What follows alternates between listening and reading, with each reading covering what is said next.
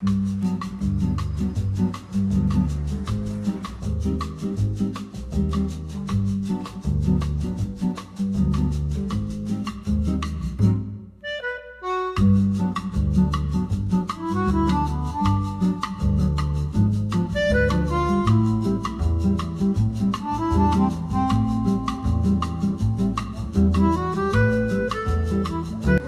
說前日，我知道上岸咧擬在一個中層嘅單位成交咗一間2091萬實用1089尺嘅單位，佢仲係咧保皇四太娘屋企私下嘅上家紅館發展，咁搞到我都有啲心喐喐，究竟想睇下呢個單位而家發展成點，我即刻為大家去睇一睇。好。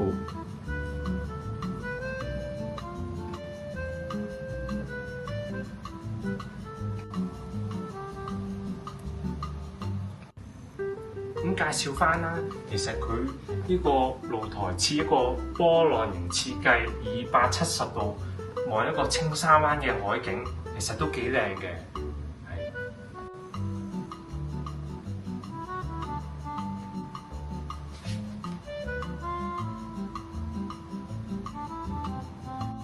咁介紹翻個客廳啦，咁呢度都坐到6人嘅餐桌台啦，西式、中式都得嘅，隨你喜歡。咁呢度有啲酒類飲下 whisky 即係傾下生意、傾下偈、暢談下都冇乜所謂嘅。咁跟住咧，呢度可以見到一個 Miele 嘅煮食爐、蒸氣焗爐等等嘅一啲設計嘅。例如一啲抽油煙機你見到個擺設擺杯碟都非常時尚，有個藝術感喺度。呢度下邊咧都擺一啲陳櫃咁樣方便攞嘢都唔錯嘅。咁遠望翻，咁其實客廳都有4至6人嘅梳化，咁空間感咧係相對地大。咁配搭住一部我諗應該都目測80至100寸嘅電視，都相當唔錯。係咁咧，我而家嚟到細房嘅位置啦。細房佢呢度有塊到頂嘅一個鏡咧，就望自己即係睇下自己嘅衣着打扮都唔錯嘅。咁呢個我有個人認為有張單人嘅床，咁唔好話即係好闊好長，但係都有一個舒適嘅空間。咁主要右手邊就望到我青沙灣海景啦，咁係相對地唔錯。咁仲有一個即係小型嘅書台，擺少少香薰咁有一種書卷嘅味道，或者做生意工作都係一個唔錯嘅選擇嚟嘅。跟住咧就嚟到一個工人嘅浴室。位置大致上係咁樣嘅情況，大家都見到。咁呢度我發現到一個神奇嘅位置，俾大家拉出嚟。原來可以掛到衫有一張神奇嘅床就係擺在你眼前咁樣咯，係啦。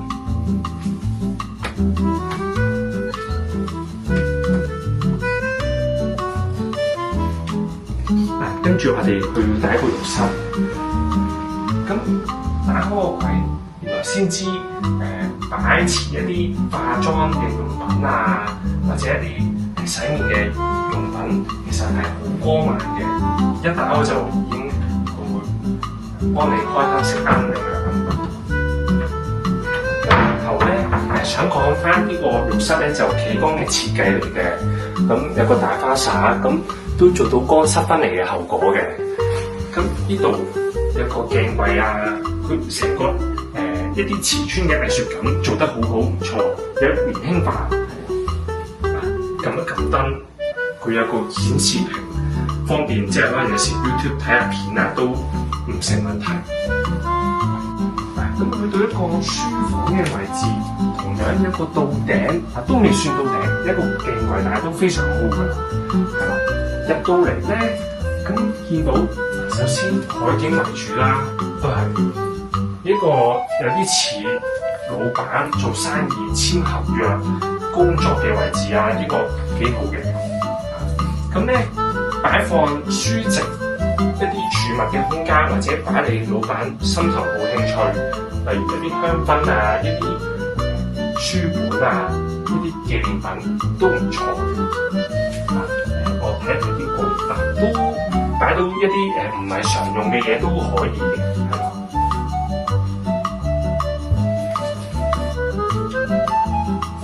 好，接下嚟咧，我哋就睇一睇一個主人房。主人房就原來係點解咧？佢嗰個牆身嘅設計咧就時尚，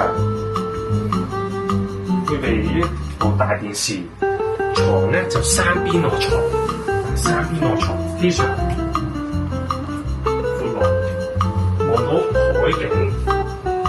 咁再右手邊咧，其實咧佢望到一啲香薰嘅擺位啊，女士們即係一啲袋、衣服、衣物、鞋嘅擺設都非常充足。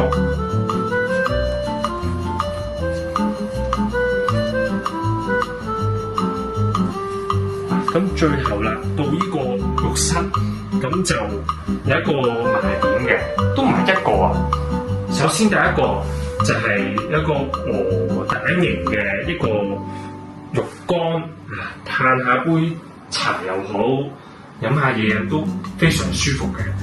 咁到呢個右手邊個鏡櫃咧，嗰個熒幕顯示原來我而家即係可以洗下手睇下 YouTube 都可以嘅，或者上下網。咁我相信網絡啲稍後時間會開通翻，係啦，都非常神奇嘅呢個設計，但係都係一個極大嘅賣點。